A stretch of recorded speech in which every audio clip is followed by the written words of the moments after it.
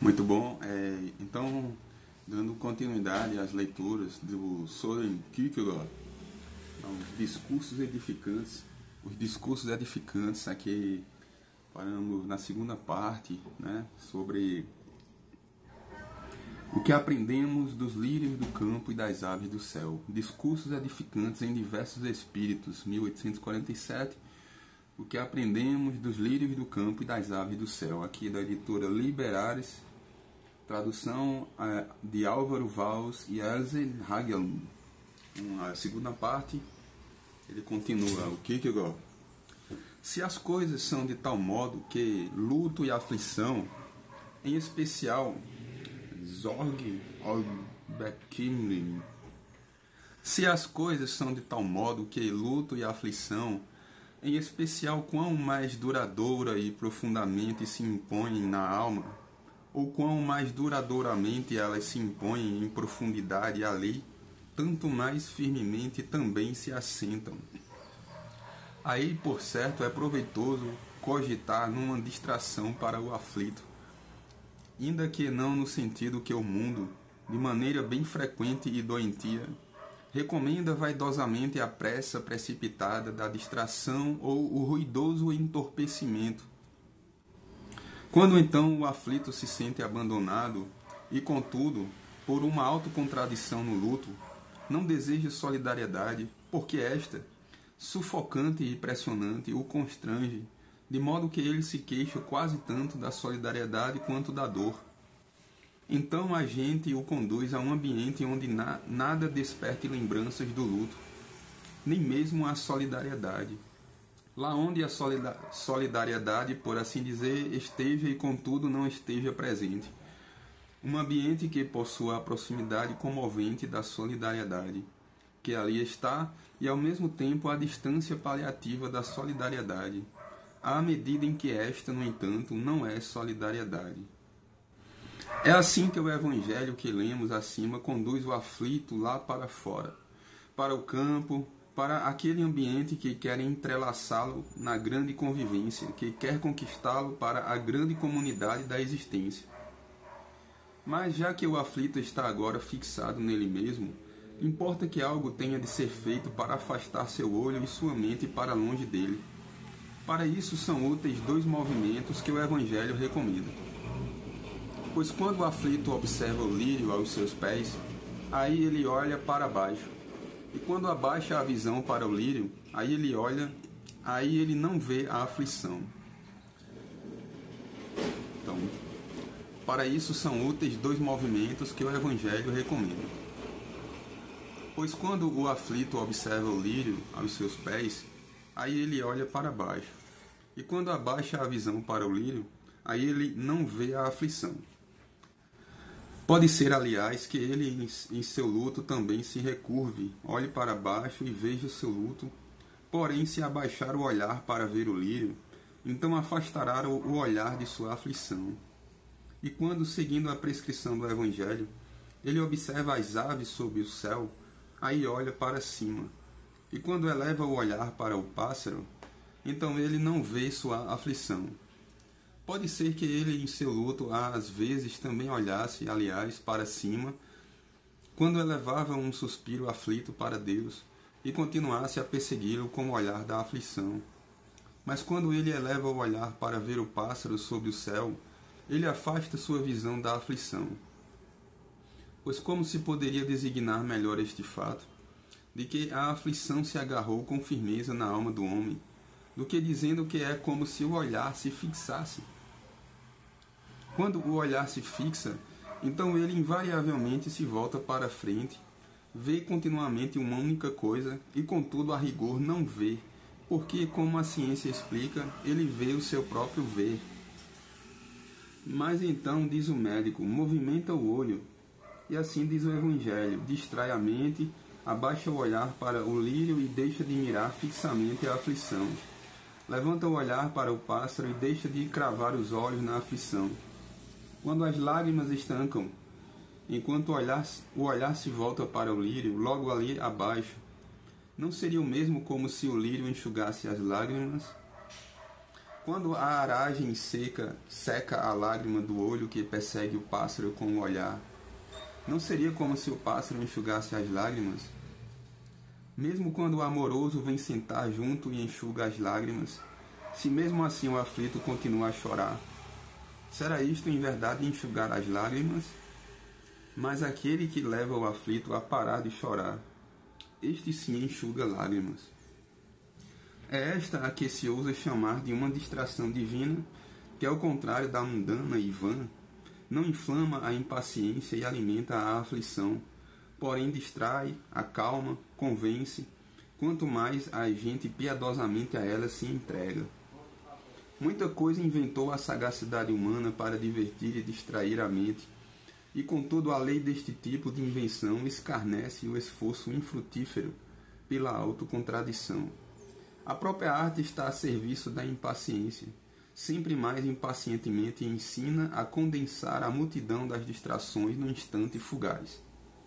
Quanto mais cresce esta sagacidade, tanto mais ela trabalha contra si mesma, já que se mostra que a distração constantemente durará por um tempo cada vez mais curto, à medida que a arte cresce.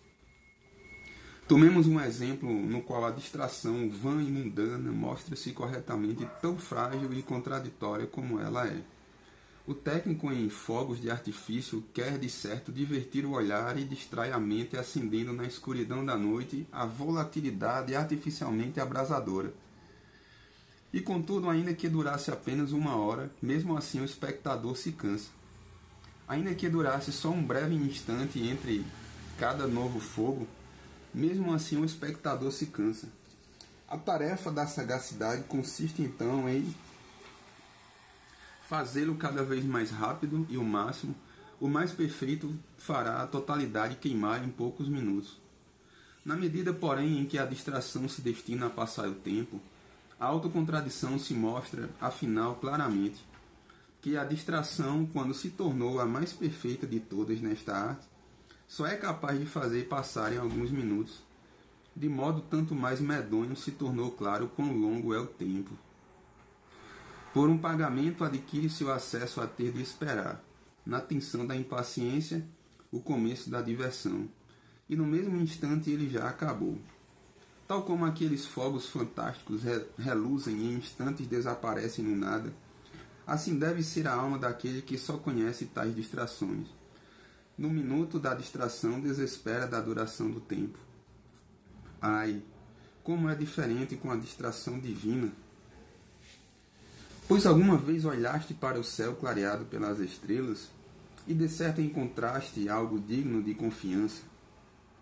Não custa nada, assim como não há aí nenhum incentivo à impaciência. Não se diz, nesta noite e ainda menos às 10 em ponto. Oh, não, ela espera por ti, embora num outro sentido não espere por ti, assim como as estrelas agora reluzem brilhando na noite. Assim elas permaneceram inalteradas por milênios. Como Deus se faz invisível, ai, por isso talvez haja uma porção de gente que jamais prestou bem atenção a ele. Do mesmo modo, o céu estrelado torna-se, por assim dizer, insignificante. Ai, por isso talvez haja uma porção de gente que jamais olhou direito para ele. A majestade divina desdenha aquilo que dá muito na vista de modo sensível e falso. A solenidade do céu estrelado é mais do que isenta de ostentação. A majestade divina desdenha aquilo que dá muito na vista de modo sensível e falso. A solenidade do céu estrelado é mais do que isenta de ostentação. Oh, mas se tu ficas parado quieto, se talvez sem um propósito vais lá para fora, lá onde entra ano, sai ano, sem ser apreciado, é visível. Se tu casualmente ficas parado e voltas o teu olhar para cima, tu terás percebido com certeza isto. A persuasão aumenta a cada momento. De modo cada vez mais comovente, ela te surrupia o temporal. Um esquecimento cada vez mais profundo engole o que ali deve ser esquecido a cada momento em que ficas a observá-lo. Ó divina distração!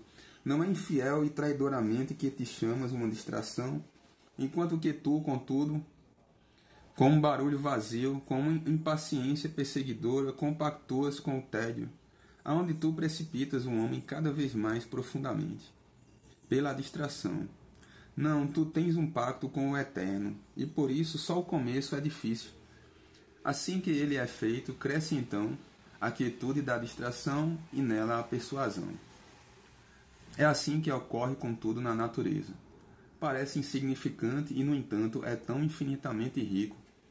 Por isso, se apressadamente fazes o teu caminho em importante encargo, e teu caminho te conduz pelas margens do oceano, então te cuida.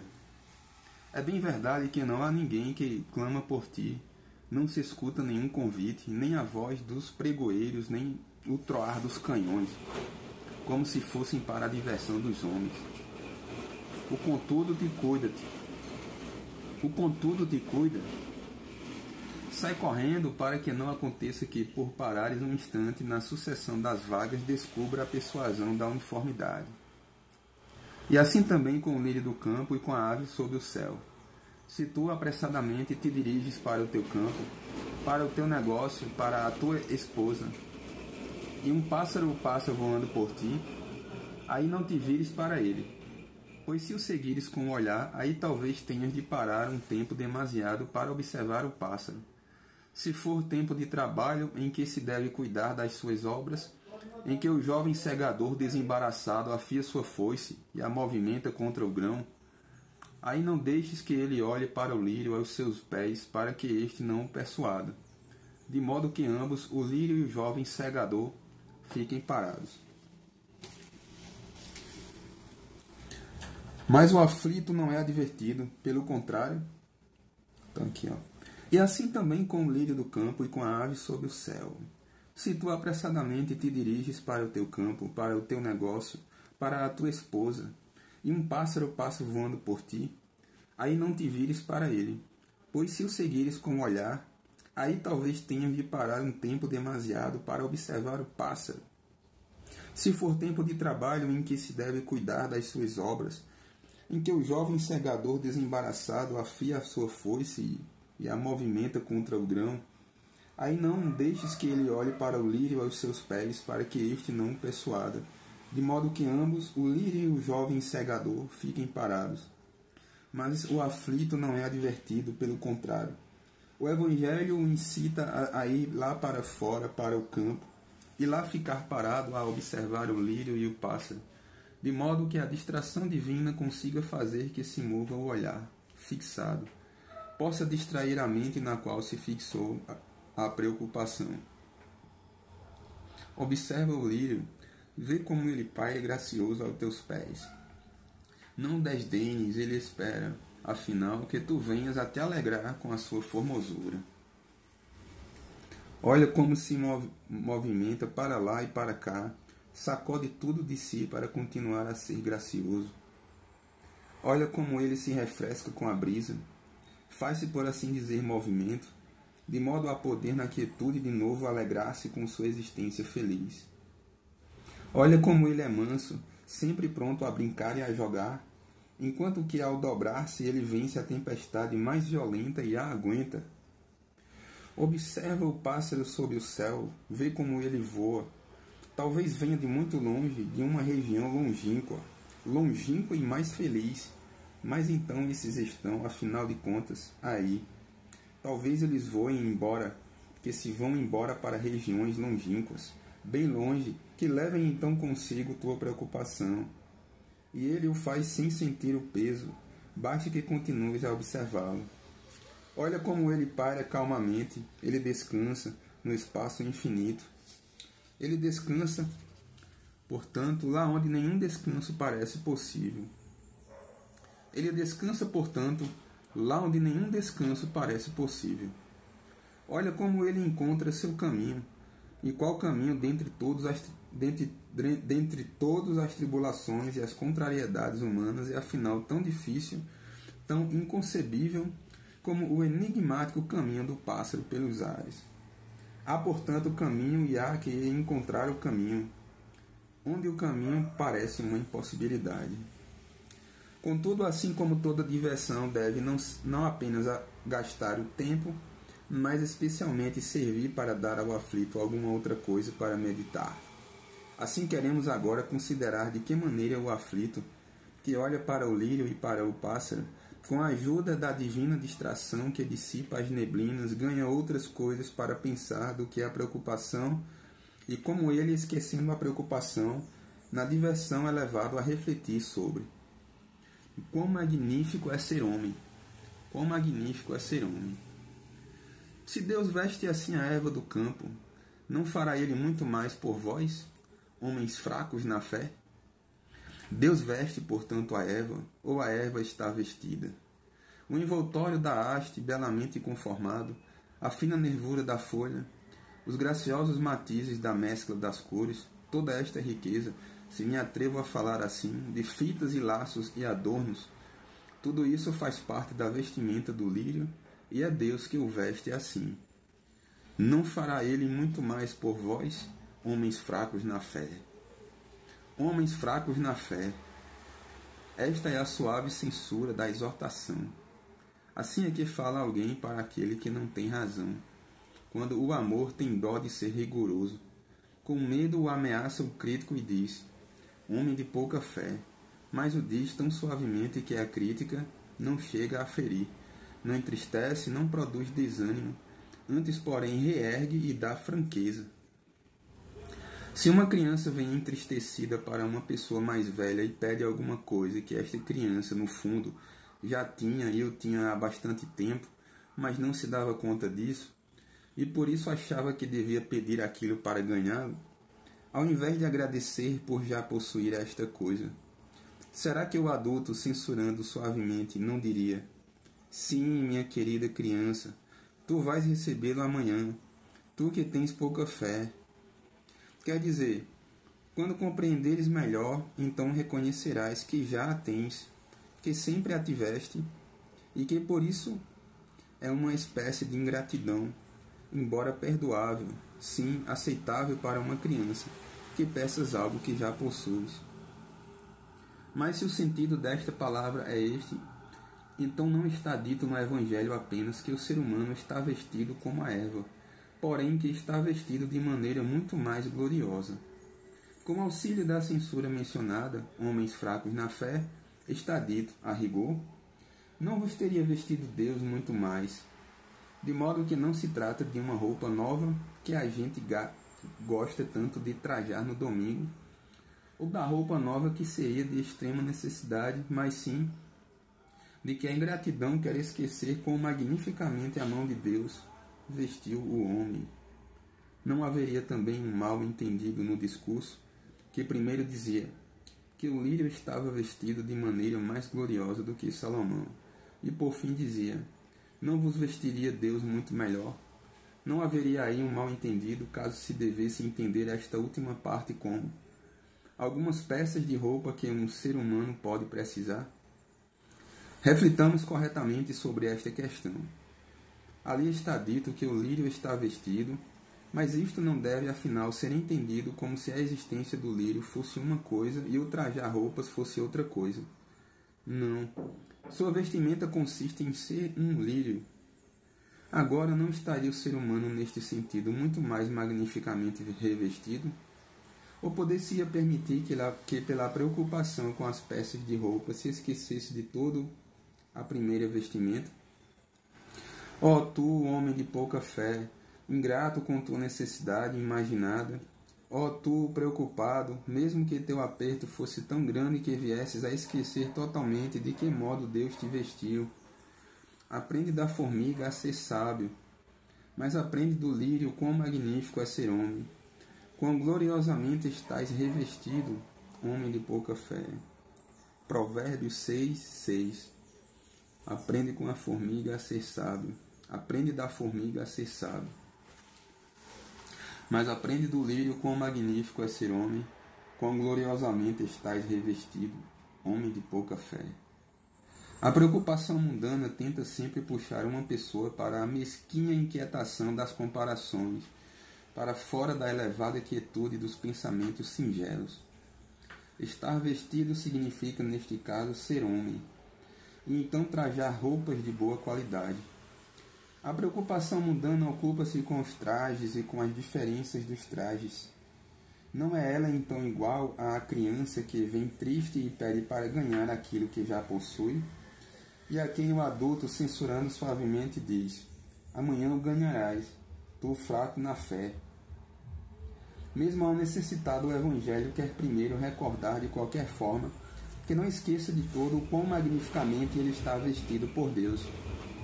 E depois nós não somos todos, afinal de contas, nem de longe necessitados no sentido mais sério e rigoroso, mas, pelo contrário, somos talvez todos demasiado inclinados a nos preocupar com as vestimentas e bastante ingratos para esquecer os pensamentos primeiros e a vestimenta primeira. Ao observar o lírio, porém, o aflito é lembrado de comparar sua vestimenta com a do lírio, mesmo que a miséria o tenha vestido de trapos. Não deveria, então, o convite para aprender dos lírios ser bem-vindo a qualquer um, tanto como a advertência lhe é útil? E na vida trivial e mundana das comparações, cada vez mais se esquece, talvez totalmente, aqueles pensamentos grandiosos, elevados, singelos e primeiros. Cada homem singular se compara com outros, cada geração se compara com a outra. E assim cresce a quantidade amontoada das comparações, bem literalmente, acima da cabeça do homem. Tal como aumenta a habilidade e a atividade, surgem de certo em cada geração mais e mais daqueles que trabalham como escravos ao longo de toda a vida na região profunda, subterrânea, das comparações. Sim, tal como trabalhadores das minas jamais veem a luz do dia, assim esses desafortunados jamais chegam a ver a luz. Aqueles primeiros pensamentos elevados, singelos, de quão glorioso é ser um homem. E lá no alto, nos lugares elevados da comparação, lá a vaidade sorridente conduz o seu jogo falso, defrauda os afortunados, de modo que não recebam nenhuma impressão daqueles primeiros pensamentos elevados, singelos. Ser um dominador, sim. Que conflitos não são travados por causa disso no mundo, para dominar sobre reinos e países, sobre milhares, ou mesmo para ter um único homem sobre o qual se possa dominar, exceto sobre si mesmo, a quem ninguém está preocupado em dominar. Lá fora, porém, no campo junto aos lírios, onde cada homem, tranquilo e solitário, nutre-se do leite daqueles pensamentos primeiros, é aquilo que, de acordo com a destinação divina, cada homem é dominador. Ora, lá ninguém quer ser dominador. Ser o prodígio, quantos esforços não se fazem no mundo para alcançar esta condição invejável? E como não se esforça a inveja para impedi-lo? Ser o prodígio, quantos esforços não se fazem no mundo para alcançar esta condição invejável? E como não se esforça a inveja para impedi-lo? Lá fora, porém, no campo junto aos lírios, onde cada homem é aquilo para o que Deus o fez, ele é a maravilha da criação, pois aí ninguém quer ser o prodígio. Qualquer um que seja, irá de certo sorrir, o riso estridente da multidão irá escarnecer daquele tolo, que num tal sentido pudesse falar de ser um dominador e de ser o prodígio. E no entanto, o que será que quer dizer o Eclesiastes com as palavras? Lá fora, porém, num campo junto aos lírios, onde cada homem é aquilo para o que Deus o fez, ele é a maravilha da criação. Aí ninguém quer ser o prodígio. Qualquer um que seja irá de certo sorrir, o riso estridente da multidão irá escarnecer daquele tolo, que num tal sentido pudesse falar de ser um dominador e de ser o prodígio. E, no entanto, o que será que quer dizer o Eclesiastes com as palavras? Que Deus separou o homem para ver se este se estimaria a si mesmo como igual a um animal. Eclesiastes 3,16. Que Deus os põe à prova para mostrar-lhes que são animais. Pois este que não quer ser acalmado, consolado, edificado, elevado com a incondicionalidade daqueles pensamentos primeiros, Este que se contentaria em desaparecer e perecer ao serviço insignificante das comparações, este considera ser ele mesmo igual ao animal, quer seja comparativamente o mais destacado ou o menor. Por isso Deus apartou o homem, fez de cada homem este particular, que está incluído na incondicionalidade daqueles pensamentos primeiros. O animal individual não está apartado. Não é nenhum particular incondicional. O animal individual é número e subordina-se àquilo que o mais famoso de todos os pensamentos pagãos chamou de a determinação do animal, a multidão. E o homem que, desesperado, vira as costas àqueles pensamentos primeiros para jogar-se à multidão das comparações, transforma-se em número, considera-se igual ao animal, quer tenha se tornado o mais distinto, quer o menor. Este apartado, este separado. Contudo, junto aos lírios, o aflito está apartado, bem distante de todas as comparações humanas, ou talvez antes desumanas, entre um homem e outro, pois o que virou as costas à maior cidade do mundo ainda não foi quem deixou para trás de si uma multidão tão colorida, uma tão confusa, tão enorme diversidade, como o que virou as costas às desumanas comparações, para humanamente comparar sua vestimenta com a do lírio. Por vestimenta deve-se compreender, então, como foi mostrado, o ser um homem. Já um pagão atentou para isso, Aristóteles. Ele não sabia referir tudo a Deus, mas achava que era a alma, como ele engenhosamente diz que, tal qual um tecelão tecia o corpo, que constitui a vestimenta do homem. Então elogiava em bela admiração, Platão no Fédon, Aristóteles anterior, ao 102, o animal individual. Se aquilo que o mais famoso de todos os pensadores pagãos chamou de a determinação do animal, a multidão. O mais famoso dos pensadores é Aristóteles, e aqui Platão. Por vestimenta deve-se compreender então, como foi mostrado, o ser um homem. Já um pagão atentou para isto. Ele não sabia referir tudo a Deus, mas achava que era a alma, como ele engenhosamente diz que, tal qual um tecelão tecia o corpo, que constitui a vestimenta do homem. Então elogiava em bela admiração a engenhosa criação do corpo humano, sua glória, com a qual nenhuma planta e nenhum animal poderia suportar uma comparação. Ele esboçou na teoria, por assim dizer, aquilo que é a distinção do homem, o andar ereto.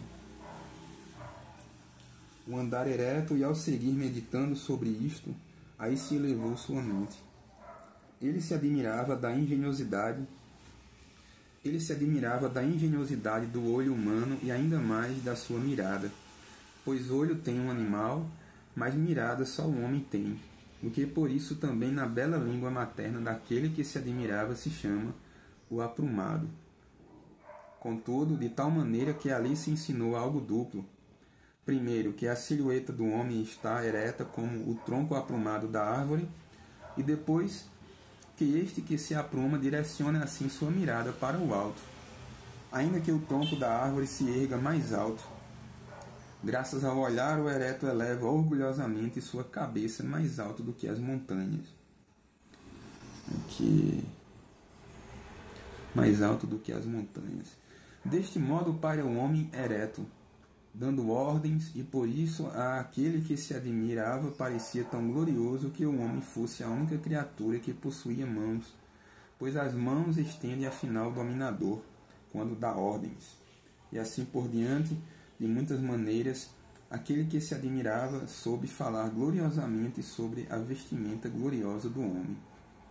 Muitos talvez tenham falado com mais erudição, com mais penetração, mais cientificamente a respeito disto, mas é bem surpreendente.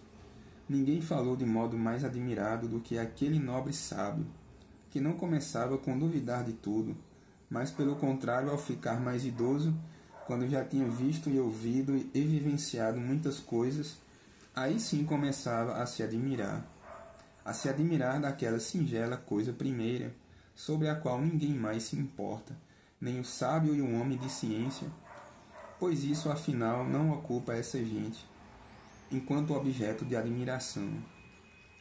Mas este discurso sobre a admiração é contudo imperfeito, na medida em que ele refere a vestimenta à alma. Muitíssimo imperfeito, sim, tolo é o discurso, que esquece totalmente aquela solene primeira coisa, de modo que, sem mais, sem reflexão, toma o ser um homem, dado como se fosse uma bagatela. Toma-o de maneira vã e prontamente começa a tolir-se sobre as peças de roupa, as calças e jaqueta, sobre púrpura e arminho. Mas também é imperfeito o discurso que de certo atenta para esta primeira coisa, mas não atenta corretamente para Deus. Não.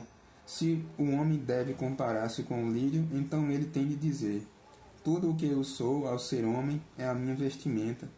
Nada se deve a mim mesmo, mais glorioso isto é. Como deveríamos nós falar agora sobre esta glória? Aí poder-se-ia falar longamente sem chegar a conclusões, mas para tanto não é este o lugar. Vamos, por isso, antes discorrer brevemente e reunir tudo numa única palavra, que a própria Escritura utiliza com autoridade. Deus criou o homem à sua imagem, e, no entanto, por sua vez, por uma questão de brevidade, apenas compreender esta palavra em relação a um único ponto. Deus criou o homem à sua imagem. Não deveria ser glorioso estar assim revestido? Diz o Evangelho, para fazer o elogio do lírio, que este ultrapassa Salomão em glória. Não deveria ser infinitamente mais glorioso assemelhar-se a Deus? O lírio não se assemelha a Deus. Não, isto ele não faz. Tem em si uma pequena marca pela qual ele lembra Deus.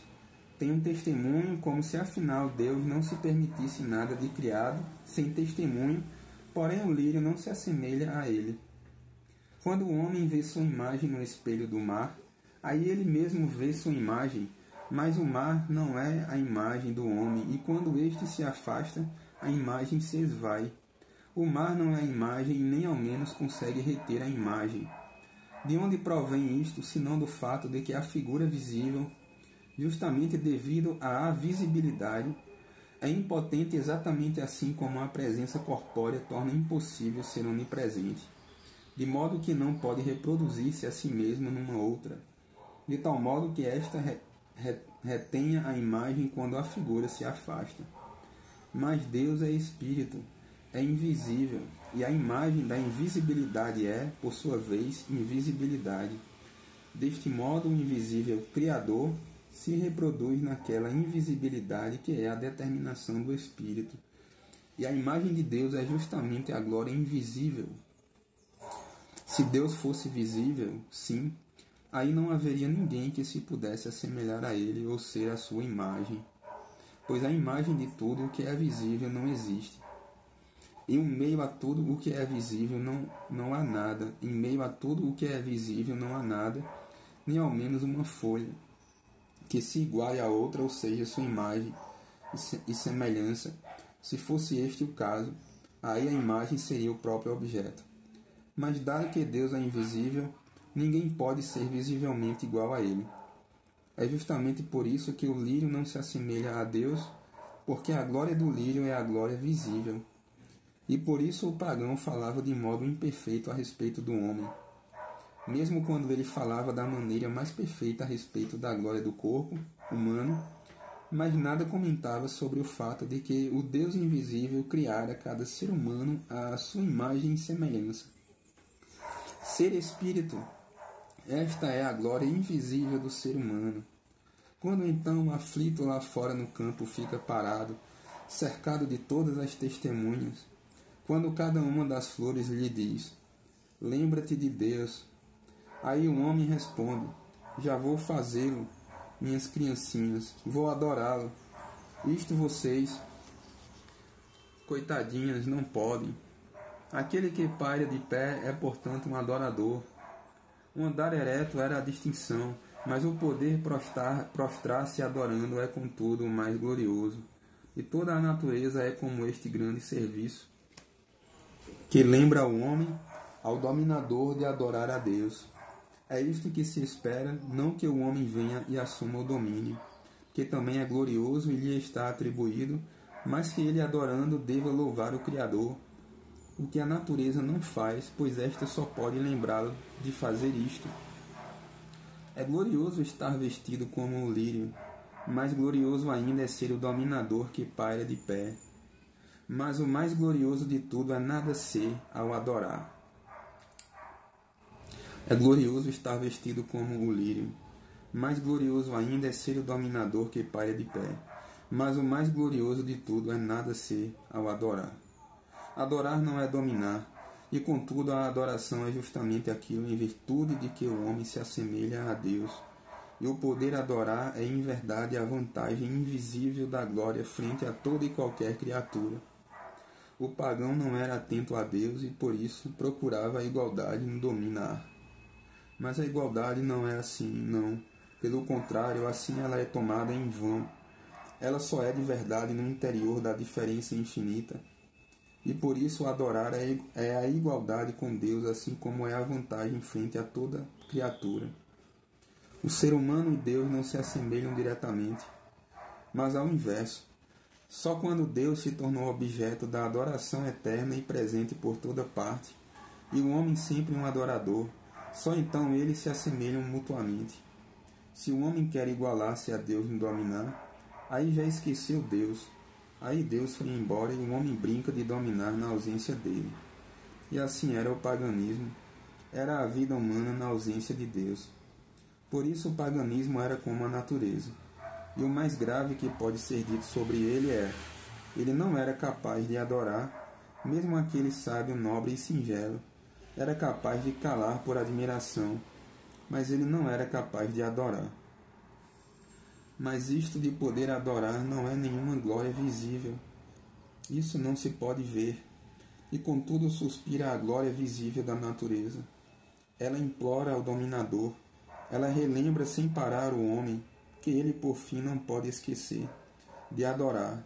Oh, como é glorioso ser homem! Mas deste modo o preocupado, na distração junto aos lírios, ganhou para meditar coisa bem diferente de sua preocupação. Ocorreu-lhe justamente refletir sobre quão glorioso é ser homem. Se volta a esquecê-lo mundanamente no âmbito das comparações e no confronto das diferenciações entre um homem e outro, aí não é culpa dos lírios, ao contrário. Isto é, porque também esqueceu os lírios, esqueceu que havia algo que ele devia aprender deles e algo que ele, por fim, tinha de lembrar de fazer por eles. Com efeito, se devesse caracterizar a preocupação mundana com uma única palavra, aí não se deveria dizer: trata-se de uma preocupação com os trajes, uma preocupação sobre parecer. Justamente por isso a edificação pela glória invisível é a maior elevação por sobre a preocupação mundana. O ato de adorar é a glória e ao mesmo tempo um serviço que se presta ao lírio. Assim é com a aprendizagem dos lírios. Queremos agora considerar de que modo o preocupado aprende do pássaro quão glorioso é ser um homem. A ave não semeia, não colhe e não ajunta em celeiros. O pássaro não tem preocupação com o sustento. Mas será que isto constitui propriamente uma perfeição? É uma perfeição estar despreocupado no perigo, quando a gente não o conhece, não sabe que ele está próximo? É uma perfeição dar passos seguros, porque se anda às cegas, andar com confiança, porque se caminha dormindo? Não, neste caso há de se dizer com mais verdade que é uma perfeição conhecer o perigo, tê-lo sob as vistas, permanecer acordado, que é uma perfeição ser capaz de ter preocupação com o sustento. Para de fato superar este medo, para deixar a fé e a confiança expulsarem o medo, assim que na verdade a gente esteja sem preocupação com o sustento, na despreocupação da fé.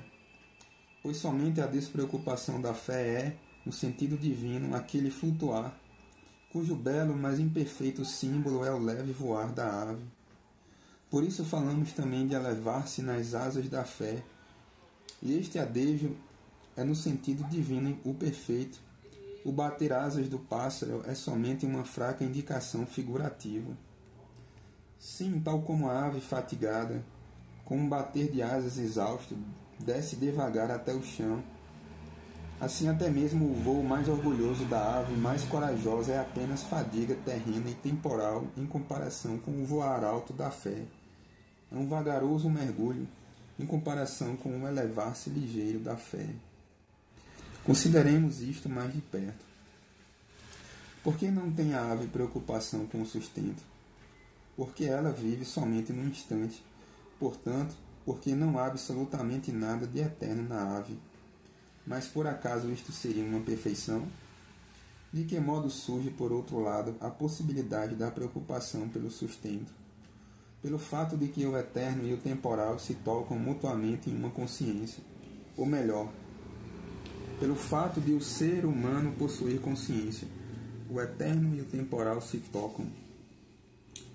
tocam mutuamente em uma consciência, ou melhor, pelo fato de o ser humano possuir consciência.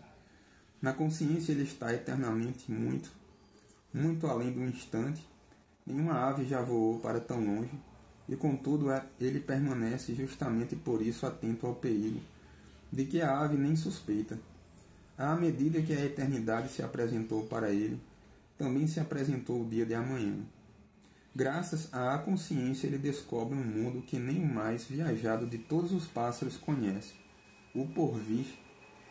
E quando este porvir é retomado no instante, aí então se descobre a preocupação que a ave não conhece, pois por mais longe que ela voe e por mais afastado o lugar de onde tenha retornado, ela jamais voa rumo ao porvir e jamais retornará de um tal lugar.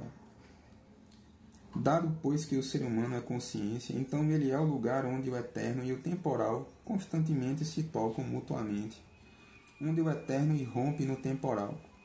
Por isso o tempo pode parecer para uma pessoa demorado, porque esta tem o eterno na consciência, e com este ela mede os momentos, mas o tempo jamais parece ser longo para o pássaro. Por isso o ser humano tem um inimigo perigoso, que a ave não conhece. O tempo, um inimigo, sim, um inimigo ou um amigo, de cujas perseguições ou de cujo convívio o ser humano não é capaz de subtrair-se, porque ele tem o eterno na consciência, e por isso ele tem de medir o tempo. De muitos modos, o temporal e o eterno podem afetar-se um ao outro dolorosamente na consciência humana, mas apenas um dos afetos, sobre os quais o ser humano lamenta-se em especial, é com certeza a preocupação com o sustento. Seu afastamento do eterno lhe parece tão infinito.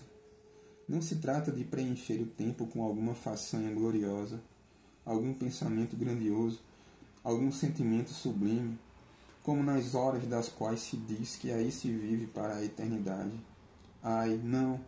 Trata-se apenas dos pobres trabalhos nas horas em que se vive bem propriamente para a temporalidade. O pobre trabalho de produzir a condição para existir temporalmente. Porém, ser capaz de ter preocupação pelo sustento é, afinal, uma perfeição e é apenas a expressão do abatimento da elevação do ser humano, pois tão alto como Deus exalta, tão fundo ele também abate. Porém, o estar profundamente abatido também significa o estar altamente exaltado. E muito alto elevou Deus o ser humano sobre a ave, com o eterno na consciência, e assim ele o humilhou novamente, se assim o quisermos, abaixo da ave, pela familiaridade com a preocupação terrena e rasteira que nem mesmo a ave conhece. Oh, quão nobre parece a condição do pássaro de não ter preocupação com o sustento, e contudo, como é muito mais glorioso ser capaz de tê-la. Portanto, se do pássaro o homem bem pode aprender, ele pode também chamar o pássaro de seu mestre, entretanto, não no sentido mais elevado de todos. Como a ave está sem preocupação com o sustento, assim também o está uma criança, no fundo. Ai, quem é que não gostaria de aprender de uma criança?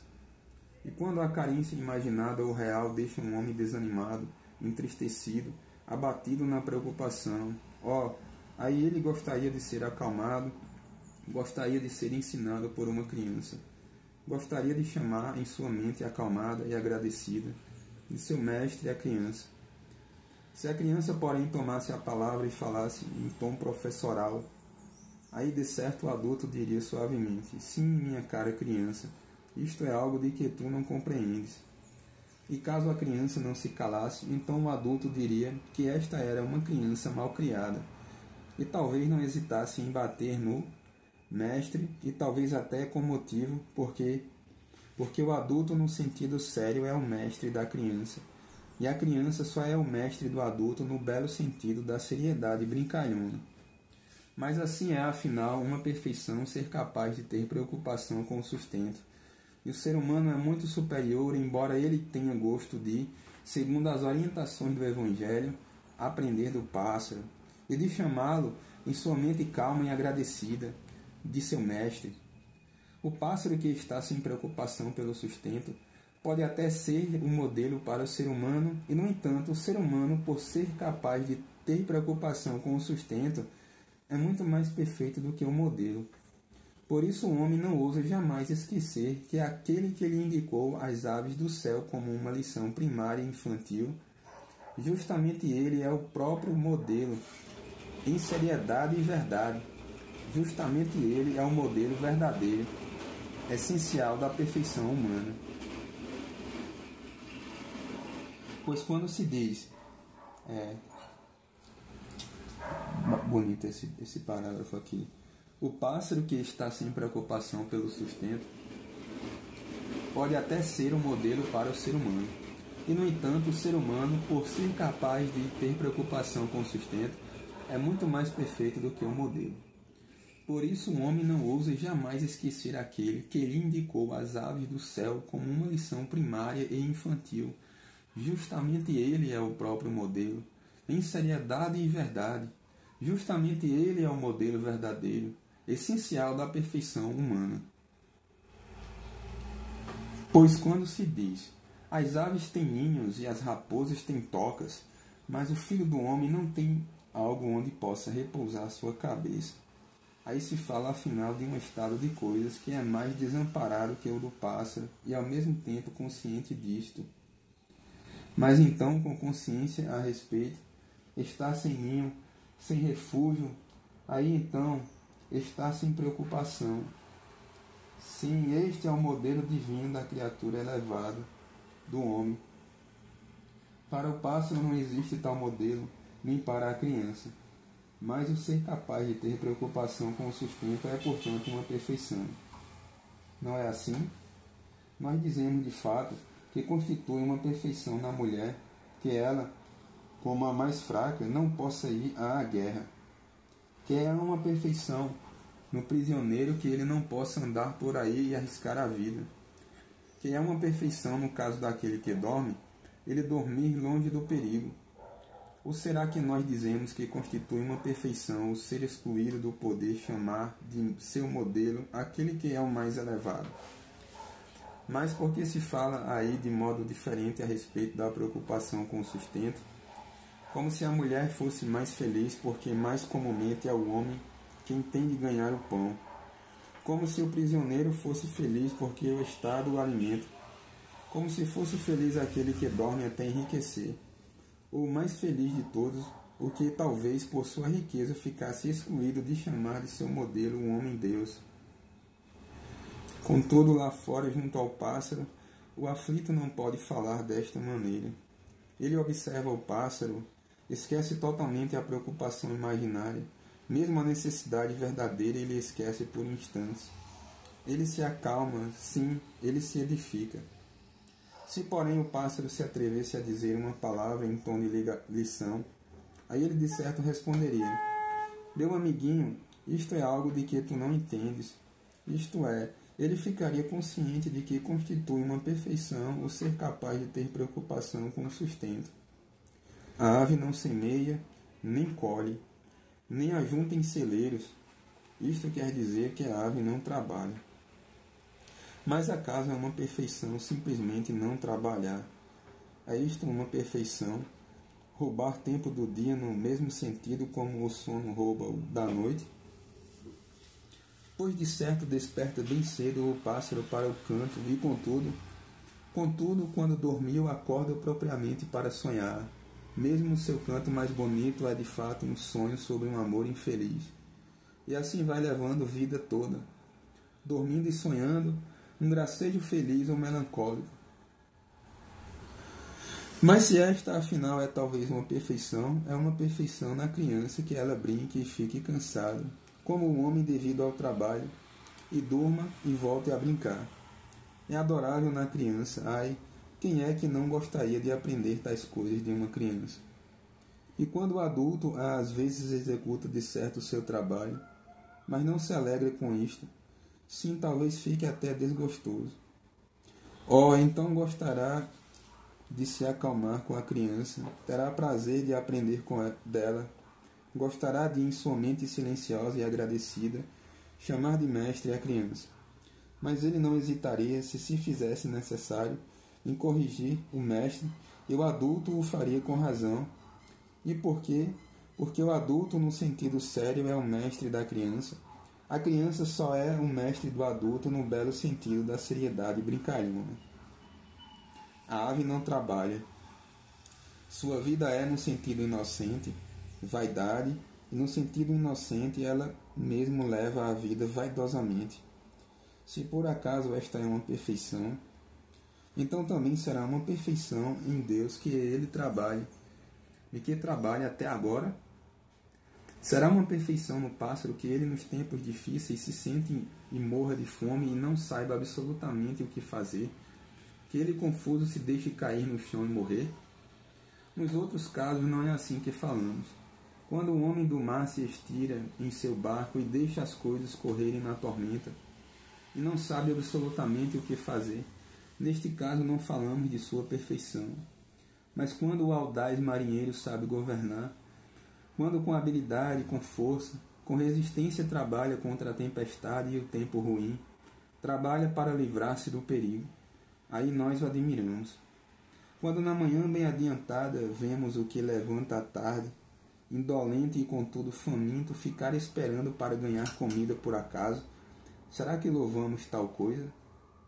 Mas quando bem cedo de manhã nós vemos o trabalhador aplicado, ou quando nem mais o vemos, mas vemos bem cedo que ele já esteve ali, que o pescador já esteve lá fora junto à rede, que o menino das vacas já as tocou para o pasto, aí nós louvamos o pescador e o vaqueiro.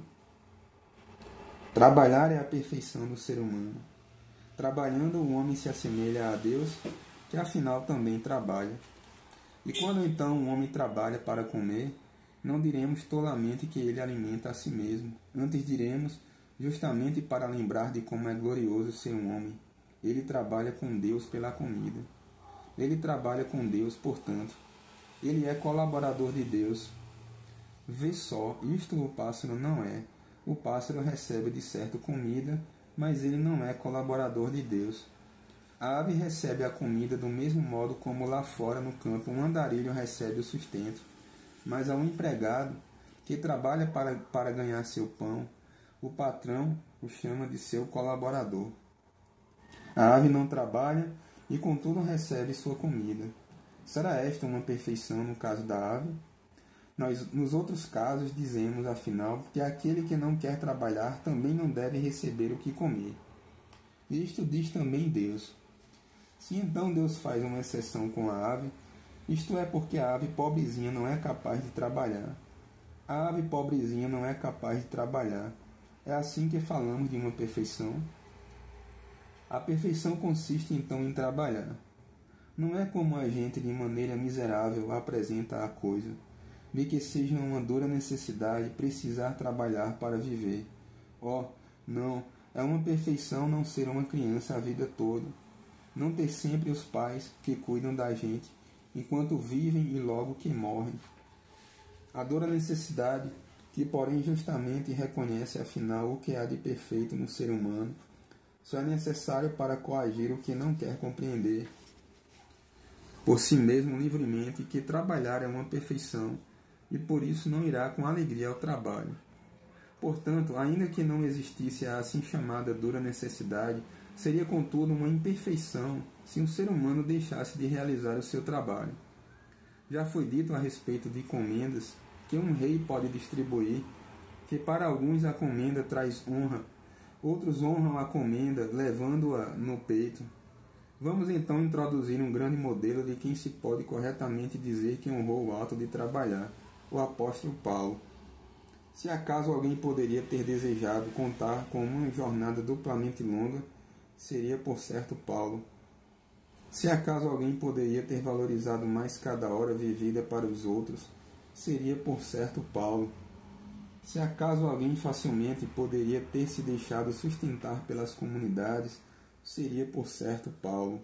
E, no entanto, ele preferiu trabalhar com as próprias mãos. Assim como ele humildemente agradeceu a Deus de ter gozado a honra de ter sido açoitado, perseguido, escarnecido. Assim como ele, humilde diante de Deus, chama orgulhosamente suas correntes uma honraria. Do mesmo modo, ele achou ser uma honra também trabalhar com as próprias mãos. Uma honra que ele em relação com o Evangelho, com o belo pudor de uma mulher, sagrado pudor de um apóstolo, ousava dizer: não ganhei nenhum tostão com o anúncio da palavra, ao me tornar apóstolo não recebi dinheiro de dote. Uma honra que ele, em relação ao mais humilde dos seres humanos, ousava dizer: não fui liberado de nenhuma dificuldade da vida, nem por favorecimento excluído de alguma de suas vantagens. Também eu tive a honra de trabalhar com as próprias mãos. Oh, na miséria das comparações terrenas desesperadas, brilhantes ou lamentáveis, lá onde a gente tão pouco sabe o que é a honra quanto a perfeição, lá se fala, covarde ou traidoramente, de outro modo. Mas lá fora, junto às aves, lá o preocupado compreende quão glorioso é trabalhar. E com isto, quão glorioso é ser um homem, pois o que diferencia não é se um deles trabalha para os reinos, um outro pelo seu pão, um deles para juntar o supérfluo e um outro para se proteger da pobreza. Não. O que aqui faz a diferença é que o pássaro não é capaz de trabalhar. Assim, porém, o preocupado na distração junto ao pássaro ganharia para sua reflexão algo totalmente diferente da sua preocupação. Chegaria a refletir direito sobre quão glorioso é trabalhar, quão glorioso é ser um homem. Se tornar a esquecê-lo durante o trabalho, então talvez afinal aquele amável mestre, o pássaro, passe voando por ele e o lembre daquilo que está esquecido, contanto que ele simplesmente observe o pássaro. Aqui o segunda leitura, depois vamos continuar a terceira, certo?